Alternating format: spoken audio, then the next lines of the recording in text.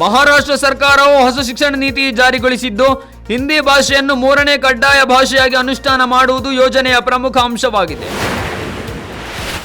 ಭಾರತೀಯ ಚಿನಿವಾರ ಪೇಟೆಯಲ್ಲಿ ಹಳದಿ ಲೋಹ ಸರ್ವಕಾಲಿಕ ದಾಖಲೆ ಮಾಡಿದ್ದು, ಪ್ರತಿ 10 ಗ್ರಾಂ ಶುದ್ಧ ಚಿನ್ನದ ಬೆಲೆ ಬುಧವಾರ 1650 ರೂಪಾಯಿ ಏರಿಕೆಯಾಗುವ ಮೂಲಕ 98,100 ರೂಪಾಯಿಗೆ ತಲುಪಿದೆ. ಅದೇ ರೀತಿ ಬೆಳ್ಳಿಯ ಬೆಲೆಯಲ್ಲೂ ತೀವ್ರ ಏರಿಕೆ ಕಂಡು ಬಂದಿದ್ದು, 1900 ರೂಪಾಯಿ ಏರಿಕೆಯೊಂದಿಗೆ 1 ಕೆಜಿ ಬೆಳ್ಳಿಯ ಬೆಲೆ ಸುಮಾರು 99,400 ರೂಪಾಯಿಗೆ ತಲುಪಿದೆ. ಉತ್ತರ ಪ್ರದೇಶದ ಮುಖ್ಯಮಂತ್ರಿ ಯೋಗಿ ಆದಿತ್ಯನಾಥ್ ಅವರು ರಾಜ್ಯವನ್ನು ಭಾರತದ ನಂಬಿಕೆಯ ಕೇಂದ್ರ ಬಿಂದು ಮತ್ತು ವಿವಿಧತೆಯಲ್ಲಿ ಏಕತೆಯ ಜೀವಂತ ಉದಾಹರಣೆ ಎಂದು ಬಣ್ಣಿಸಿದ್ದಾರೆ. ಉತ್ತರ ಪ್ರದೇಶವು ದೇಶದ ಅತಿದೊಡ್ಡ ರಾಜ್ಯವಾಗಿದ್ದು, ಇಡೀ ಭಾರತವು ಇದರೊಂದಿಗೆ ಆಧ್ಯಾತ್ಮಿಕತೆ ಮತ್ತು ಸಾಂಸ್ಕೃತಿಕ ಸಂಪರ್ಕವನ್ನು ಹೊಂದಿದೆ ಎಂದು ಹೇಳಿದ್ದಾರೆ.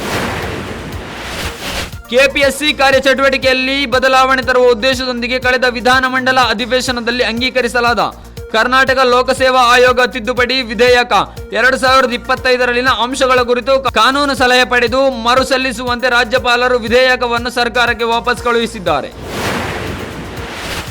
ಏಪ್ರಿಲ್ 15ರಿಂದ ರಾಜ್ಯಾದ್ಯಂತ ನಡೆಯುತ್ತಿರುವ ಸಿಇಟಿ ಪರೀಕ್ಷೆಯಲ್ಲಿ ಬಳಸಿದ QR ಕೋಡ್ ಯಶಸ್ವಿಯಾಗಿದೆ ಎಂದು ಕರ್ನಾಟಕ ಪರೀಕ್ಷಾ ಪ್ರಾಧಿಕಾರದ ಕಾರ್ಯನಿರ್ವಾಹಕ ಎಚ್ ಪ್ರಸನ್ನ ಹೇಳಿದರು. ಹಿಂದೂ ಧಾರ್ಮಿಕ ಸಂಸ್ಥೆಗಳು ಹಾಗೂ ಧರ್ಮದಾಯ ದತ್ತಿ ಇಲಾಖೆಯಡಿ ಬರುವ ರಾಜ್ಯದ ಶ್ರೀಮಂತ ದೇವಸ್ಥಾನ ದಕ್ಷಿಣ ಕನ್ನಡ ಜಿಲ್ಲೆಯ ಮಹತೋಬಾರ ಕುಕ್ಕೆ ಶ್ರೀ ಸುಬ್ರಹ್ಮಣ್ಯ ದೇವಸ್ಥಾನದ 2024-25ನೇ ಸಾಲಿನ ವಾರ್ಷಿಕ ಆದಾಯ ರೂಪಾಯಿ 155.95 ಕೋಟಿ ರುಗಳಿಗೆ ಏರಿಕೆಯಾಗಿದ್ದು, ಕಳೆದ ವರ್ಷಕ್ಕಿಂತ 9.94 ಕೋಟಿ ರೂಪಾಯಿ ಏರಿಕೆಯಾಗಿದೆ. ಬಿಜೆಪಿ ಮುಖಂಡ ಪ್ರವೀಣ್ ನೆಟ್ಟಾರ್ ಕೊಲೆ ಪ್ರಕರಣಕ್ಕೆ ಸಂಬಂಧಿಸಿ 3 ಮಂದಿ ತಲೆಮರೆಸಿದ ಆರೋಪಿ ಸೇರಿದಂತೆ 4 ಮಂದಿ ವಿರುದ್ಧ ರಾಷ್ಟ್ರೀಯ ತನಿಖಾ ಸಂಸ್ಥೆ ಹೆಚ್ಚುವರಿ ಆರೋಪ ಪಟ್ಟಿ ದಾಖಲಿಸಿದೆ. 4 ವಿರುದ್ಧ ಆರೋಪ ಪಟ್ಟಿ, NIA ಆರೋಪ ಪಟ್ಟಿ ಸಲ್ಲಿಸಿದರೂ 3 ಆರೋಪಿಗಳು ತಲೆಮರೆಸಿಕೊಂಡಿದ್ದಾರೆ. ರಾಜ್ಯದ ಹಲವು ಜಿಲ್ಲೆಗಳಲ್ಲಿ ಪೂರ್ವ ಮುಂಗಾರು ಆರ್ಭಟ ಇನ್ನೂ ಮುಂದುವರಿಯಲಿದೆ. ಚಂಡಮಾರುತದ ಹಿನ್ನೆಲೆ ಇಂದು 18 ಜಿಲ್ಲೆಗಳಿಗೆ ಮಳೆಯಾಗಲಿದೆ. ಮಳೆ ಪ್ರಮಾಣ ಕಡಿಮೆಯಾದರೂ ಕೆಲವು ಜಿಲ್ಲೆಗಳಿಗೆ ಮಳೆ ಅಲರ್ಟ್ ನೀಡಲಾಗಿದೆ.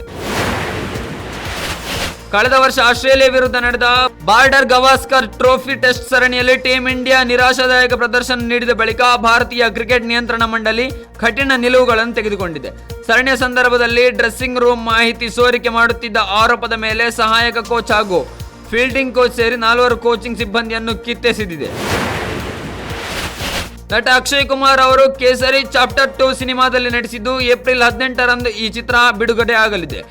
ಈ ಸಿನಿಮಾ ಬಿಡುಗಡೆಗೂ ಮೊದಲೇ ಅಕ್ಷಯ್ ಅಭಿಮಾನಿಗಳು ಸಿಕ್ಕಾಪಟ್ಟೆ ಹೊಗಳುತ್ತಿದ್ದು, ಅಕ್ಷಯ್ ಕುಮಾರ್ ಅವರಿಗೆ ರಾಷ್ಟ್ರ ಪ್ರಶಸ್ತಿ ಬರಬೇಕು ಎಂದು ಒತ್ತಾಯ ಮಾಡುತ್ತಿದ್ದಾರೆ.